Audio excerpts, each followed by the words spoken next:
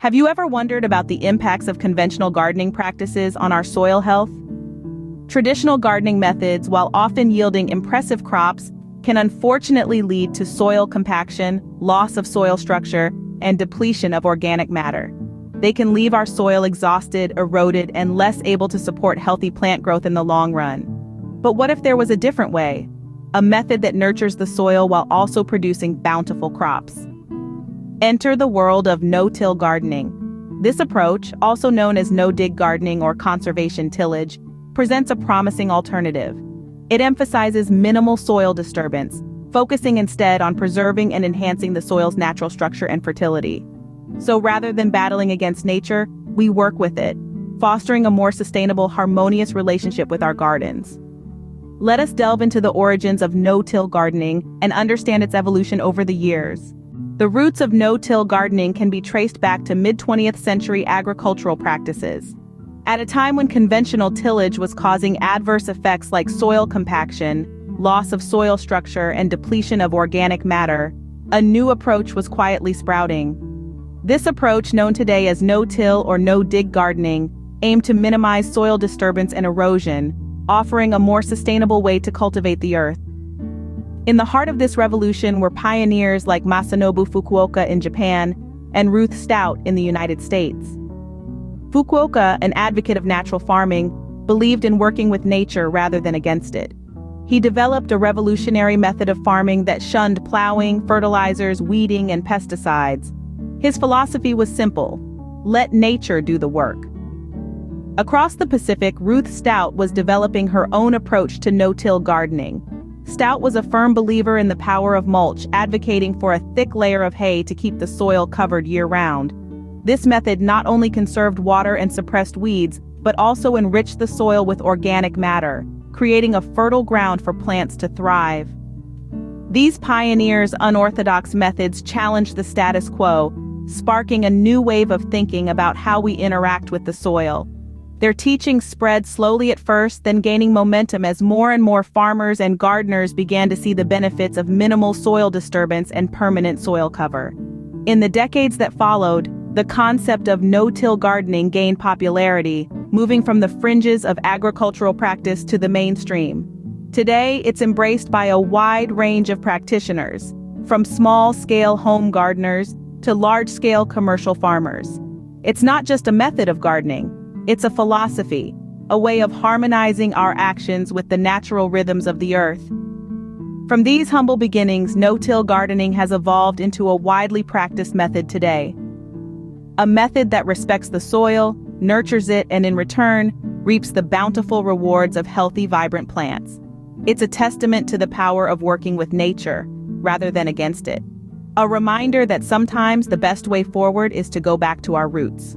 Let's explore the remarkable benefits of no-till gardening. To start, no-till gardening is a champion of soil health. It safeguards the soil structure and nourishes it with organic matter. Beneficial soil organisms, the unsung heroes of a flourishing garden, are also protected, allowing them to thrive. By minimizing soil disturbance, no-till gardening mitigates erosion, compaction, and nutrient leaching.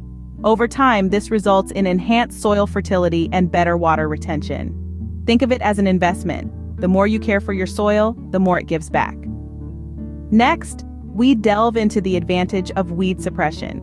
Weeds can be the bane of any gardener's existence, but no-till gardening has a secret weapon against them. By maintaining a permanent layer of mulch or cover crops on the soil surface, a barrier is created that inhibits weed germination and growth.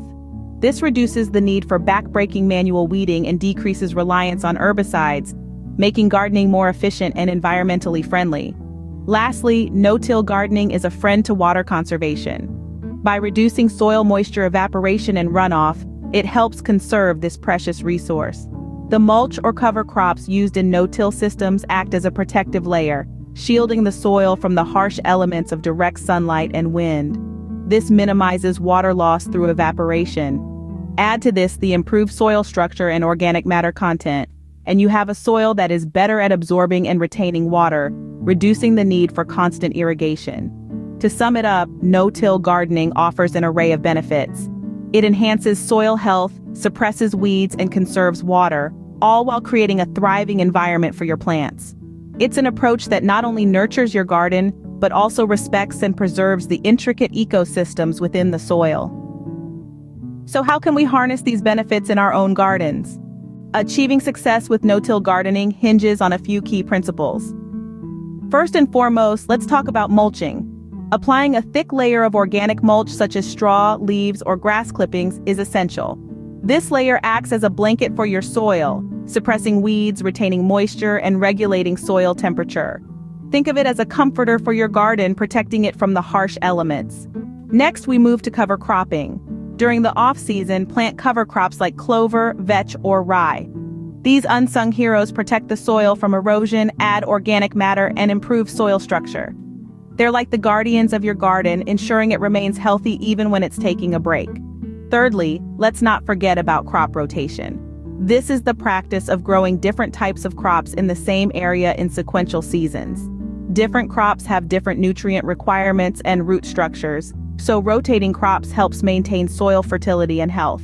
It's like a rotation of chefs in a kitchen, each bringing their unique flavor but maintaining the overall harmony. The fourth technique is companion planting. This involves planting crops that complement each other and promote beneficial interactions. For example, nitrogen-fixing legumes with nitrogen-demanding crops, or pest-repellent herbs with susceptible vegetables. It's like a good friendship. Each party brings something to the table, making the relationship, or in this case, the garden, stronger. Finally, we have minimal soil disturbance. Avoid unnecessary soil disturbance, such as deep digging or tilling, which can disrupt soil structure, harm beneficial soil organisms, and promote weed growth. Instead, use hand tools or no-dig gardening techniques to plant and maintain your garden beds. It's like a quiet neighbor. They're there, doing their part, but not causing any unnecessary fuss. By adopting these principles, you can create a healthy and productive garden environment without disturbing the soil. We've journeyed from the origins of no-till gardening to its current practices. This method, born out of a desire to promote healthier, more fertile soil, is more than just a gardening trend. It's a testament to the resilience of nature and the ingenuity of those who cultivate it. We've explored the remarkable benefits of no-till gardening, delving into the ways it enhances soil health, suppresses weeds, and conserves water.